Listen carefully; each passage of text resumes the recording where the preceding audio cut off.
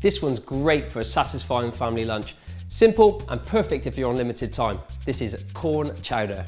So first off, I've got some smoked pancetta. So that goes into a nice hot pan and the fat's gonna render out, so we don't need any additional oil for this.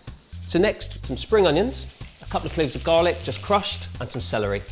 Give that a little bit of a stir, pop a lid on, and let that cook away for around 5 minutes. I'm gonna add in my sweet corn, which has just been drained. I've got 400 ml of milk. And now for my stock pot. This is a succulent chicken with garlic and thyme, and this is gonna add a great depth of flavor. So I've got 500 ml of boiling water, and then pop that into our pot.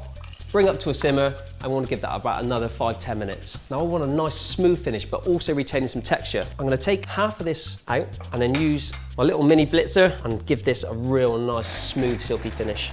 There you go, perfect. I'm going to add my nice chunky soup back in just to balance the flavors out. I'm going to add a squeeze of lemon, grinding the pepper, and we're ready to serve up with a nice crusty roll.